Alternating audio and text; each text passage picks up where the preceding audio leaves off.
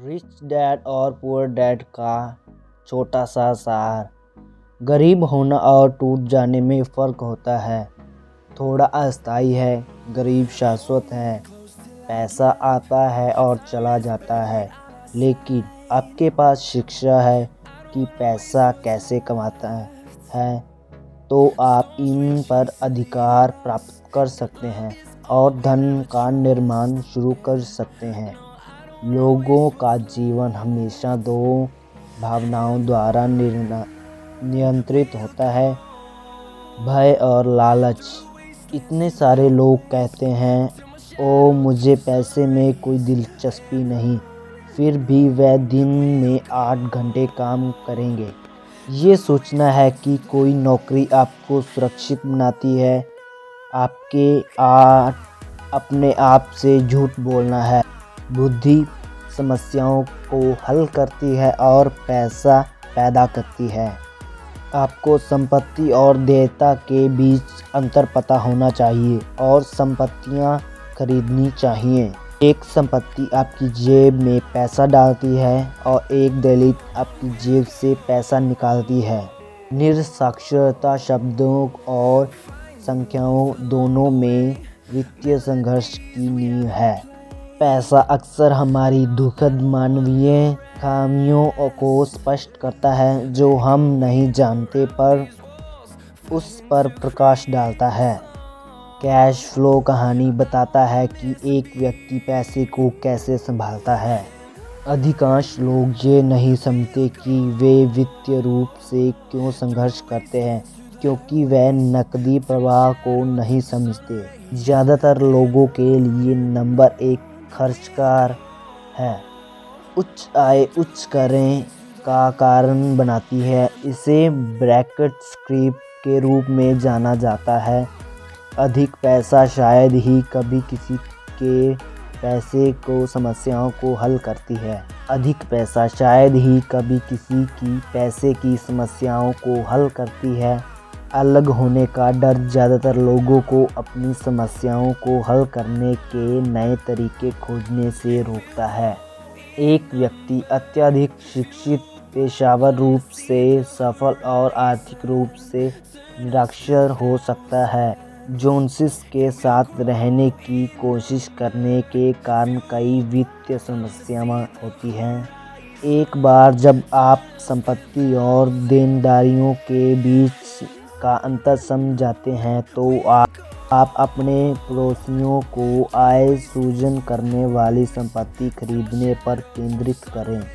केवल कड़ी मेहनत करने में समस्या ये है कि 3 सत्रों में ये प्रत्येक आपके ढंग बढ़े हुए प्रयासों का बड़ा हिस्सा लेता है। आपको ये सिखाता है ज़रूरत है आपके बढ़े हुए प्रयासों से अपने और आपके परिवार को सीधे तौर पर कैसे लाभ होता है। धन किसी व्यक्ति की इतने दिनों तक जीवित रहने की क्षमता है, या अगर मैं आज काम करना बंद कर दिया तो मैं कितने समय तक जीवित रह सकता हूँ। अमीर संपत्ति खरीदते हैं, गरीब के पास सिर्फ खर्च होता है।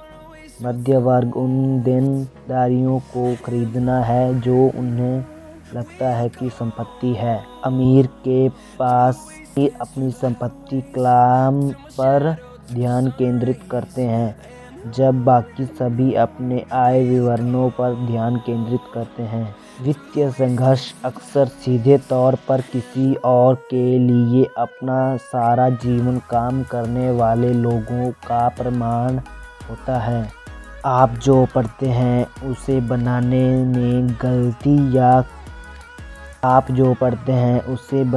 में गलती ये है कि बहुत से लोग अपने काम से काम रखना भूल जाते हैं।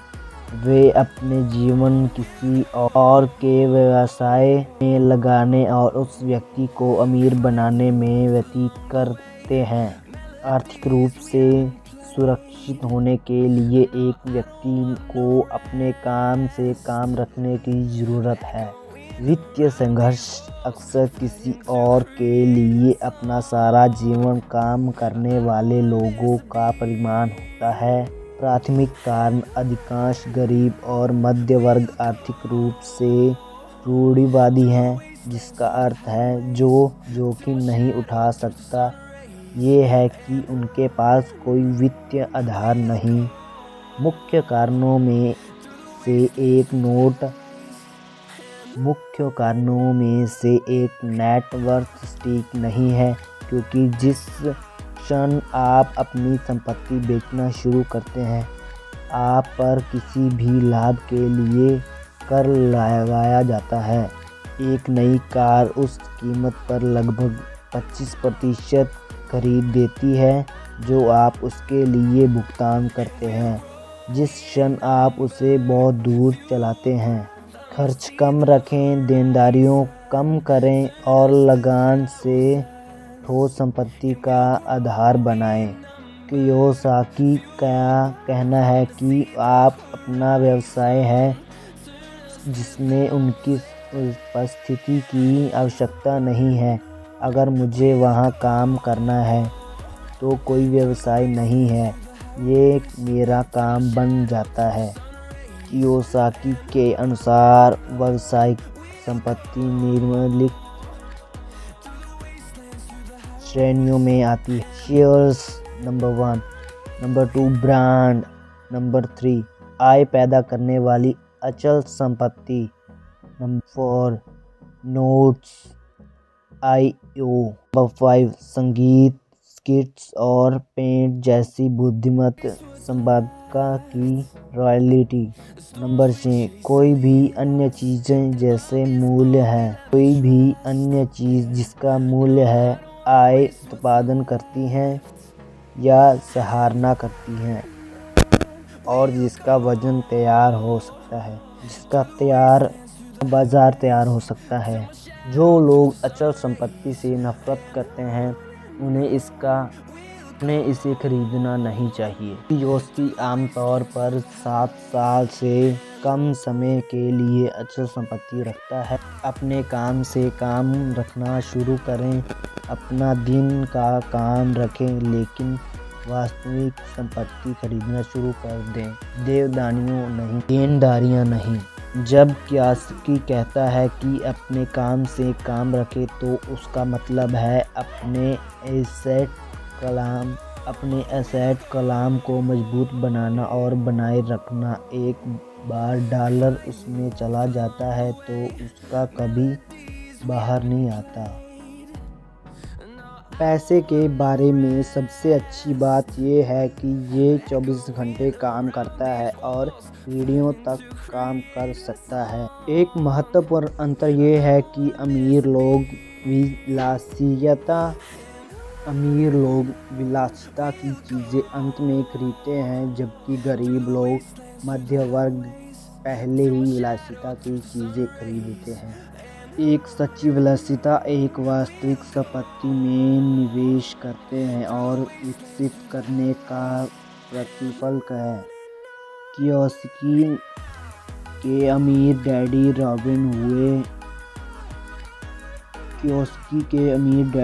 रॉबिन हुड को नायक के रूप में नहीं देखते, उन्हें रॉबिन हुड को धूर्त कहा।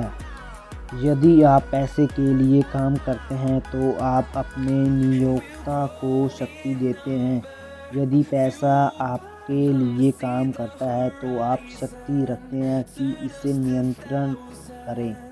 मेरे एसेट क्लाम में प्रत्येक डॉलर एक महान कर्मचारी था और अधिक कर्मचारी बनाने और बस को एक नया पर्स खरीदने के लिए कड़ी मेहनत कर रहा था। कियोसाकी लोगों को याद दिलाता है कि वित्तीय आय विशेषज्ञता के 4 व्यापक क्षेत्र का ज्ञान बना सकते हैं: लेखांकन, निवेश, बाजारों को समझना, कानून। एक निगम कमाता है, वह सब कुछ खर्च करता है जो वह कर सकता है, और जो कुछ भी बचा है उस पर कर लगाया जाता है। ये सबसे बड़ी कानूनी कर खामियों में से एक है जिसका अमीर लोग उपयोग करते हैं।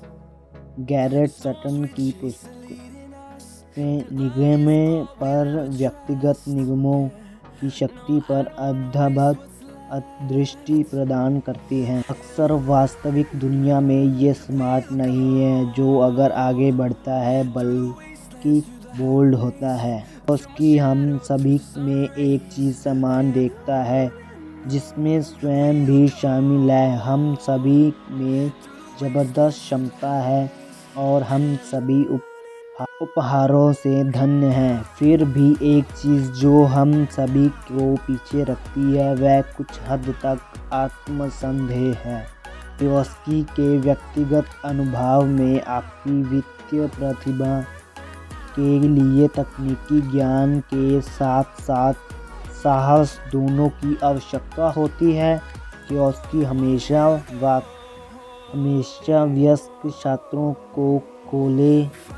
को इस रूप से देखने के लिए प्रोत्साहित करता है कि वे क्या जानते हैं और उन्हें क्या सीखने की आवश्यकता है। खेल व्यवहार को दर्शाता है, वे तत्काल प्रतिक्रिया प्रणाली है। वित्तीय बुद्धिमत्ता में अधिक विकल्प होते हैं। इसका पार्ट 2 चाहिए तो कमेंट में करिए और वीडियो के लिए सब्सक्राइब करें हमारा चैनल। धन्यवाद।